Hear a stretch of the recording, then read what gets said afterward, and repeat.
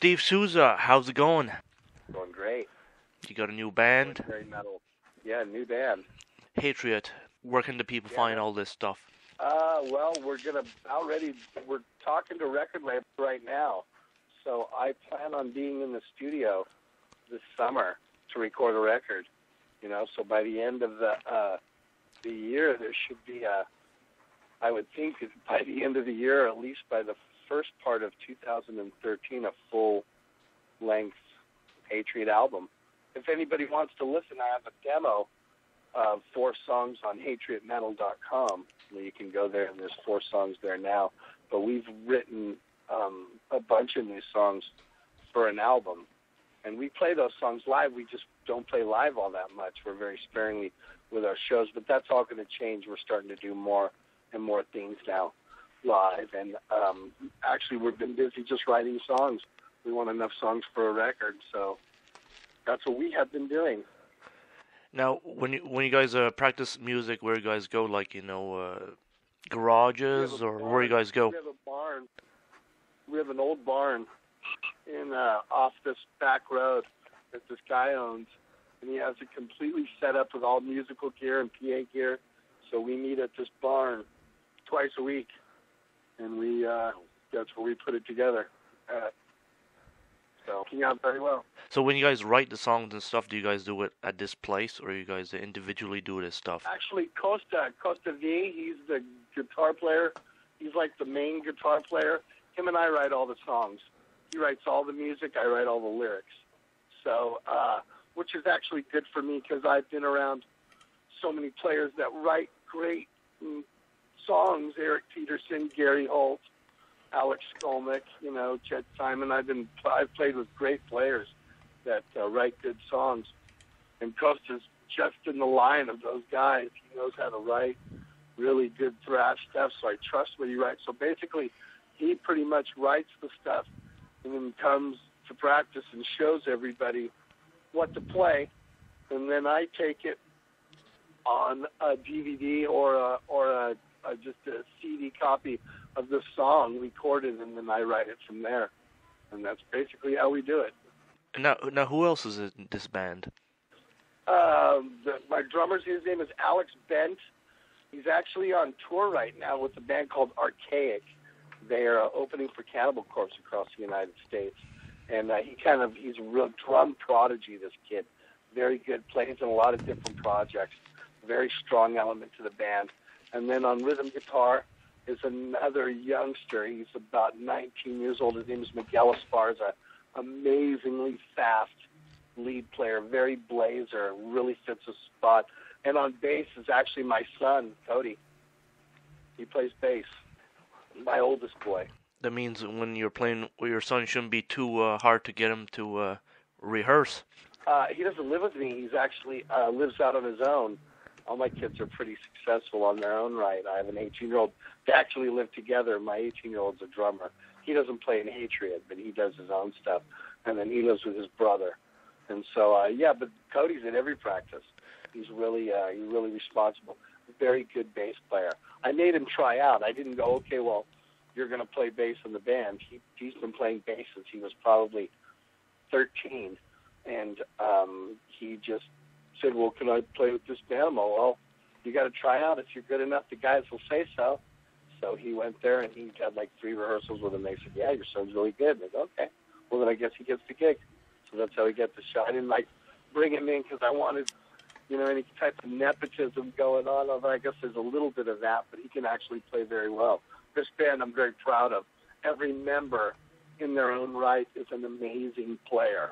Very, very good. Young, hungry, heavy, pissed off, everything you need for heavy metal, Now, since your days, with Exodus and Testament and stuff like that, and, the early days, would you say a lot's changed in music and people going to shows nowadays? It's been night and day. I mean, back in those days when I was in Legacy and Exodus in the mid to late 80s, there was always a club playing something every night of the week. That doesn't happen anymore. That just doesn't exist. There's nobody, there's no clubs anymore. There's no real scene. The only way you can get really heard or seen is to package yourself with other bands that are pretty good, and that's how you can draw them in. I remember back in the day, but I guess maybe we were spoiled because the Bay Area was so bombarded with great thrash bands. You know what I mean? You could go to a show on Monday night and see Violence and Death Angel, and then Tuesday night you'd see Possessed and Blind Illusion, and Wednesday or Friday would be Exodus, and then Saturday would be Defiance and Legacy. So there was so much to see at that time, you know, and go to. But I guess no scenes are really like that anymore. It's kind of underground is really underground now. So it's kind of just tough getting heard, you know. So I feel sorry for some of the bands that don't have like any type of notoriety. At least I played in Exodus and Testament, so there's going to be some type of curiosity if you know, when I do something, and if it's good, I've got that much more on my side. But for new bands, they really have to play the hell out of themselves and get known, you know. Would you say like social media and the economy kind of changed this process of, you know, people going to shows and shows being done? I think the internet made it too easy to access everything, you know what I mean? So whereas you could go see a band, you had to go see them. Now you just pull them up on YouTube. You know what I mean? Yeah. So I don't think it's as crucial as it used to be. You know what I mean? I wanted to see their faces. When I went to a show when I was, you know, in 1980, I was 16, so that's the height of when I was into heavy metal. And to go see Judas Priest, I was, what is he going to wear? What is he coming out with this year? What does he look like? What are they going to do on stage? How are they going to act? And that was the thing, like, you couldn't just access that.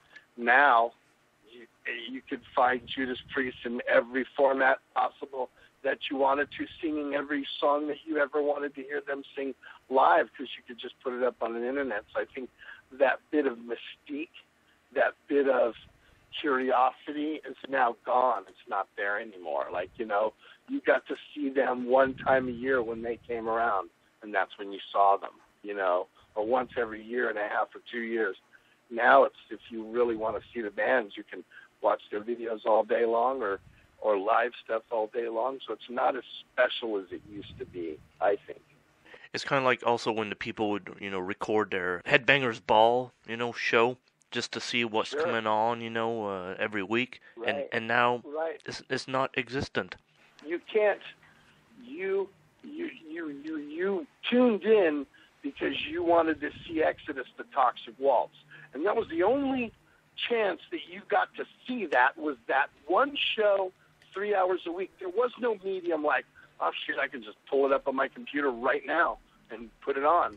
It didn't exist like that. Now it is. So, I mean, it's funny. People, you know, all over will say, oh, you were a musician. Oh, yeah, just Google my name.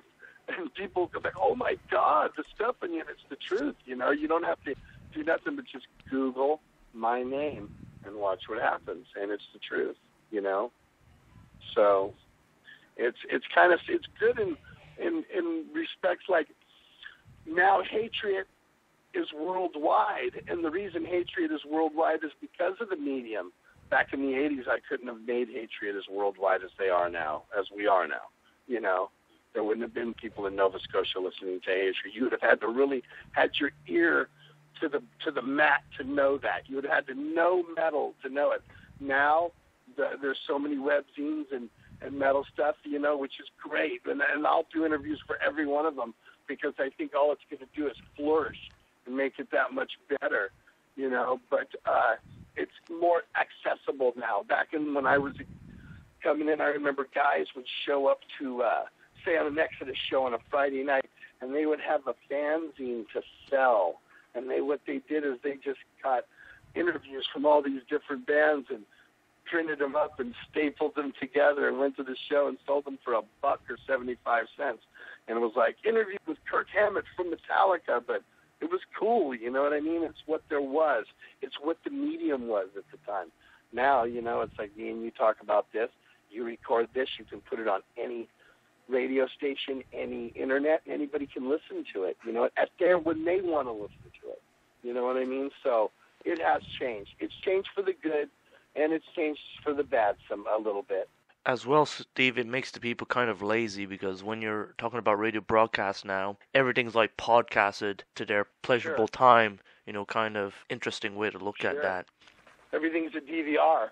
I can watch it when I get to it. You know what I mean? I can see it when I get to it. To whereas before, you had to. That was when you went to see it. I mean, when I was a kid, the only way to see Led Zeppelin was to go to the midnight movies and see The Song Remains the Same, because there was no VCRs. There was no way. So to get your Led Zeppelin fix, or to go see Let There Be Rock by AC/DC, you would go to the midnight movies, and that's where you would get to see them perform those songs. But you couldn't do that any other way. You couldn't go home later that night and go, man, that movie was so killer. Put it in. Put it on, dude. Put it on. You can do that at a touch of your finger right now. You could go to a 24-hour video and buy it.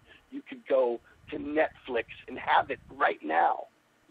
So I think the mystique of it is a little bit hurt on it. But again, if the media can work double for you, it could be that that you get heard so much more and so much. Do you participate yourself on social media networks? I'll do interviews with anything. Not that very computer literate. I don't have a lot of time to sit around. And I mean, I do Dublin Death Patrol. I have a tribute, an AC/DC tribute that I call AC/DZ. And so I'm very busy musically, so I don't have a lot of time to get on the internet. Like today, I've had Chuck, who does my publicity, handle me to do interviews all day, and I've set myself up to do that. So because I try to keep myself as busy as I can musically, so I don't have a lot of time to get on the internet. But I'm very socially conscious, very much so. I think my lyrics show that. Excellent stuff. Well, Steve, I appreciate you taking the time, Steve Souza, and look forward to seeing this future product out for Hatriot, the CD. Oh yeah, Hatriot. Just keep rocking. Hatriot's coming worldwide. World domination, my friends. Stay heavy, stay thrash. Thank you. You're welcome. And another thing, too, we'll have to have maybe a YouTube video for this. Exactly, for sure.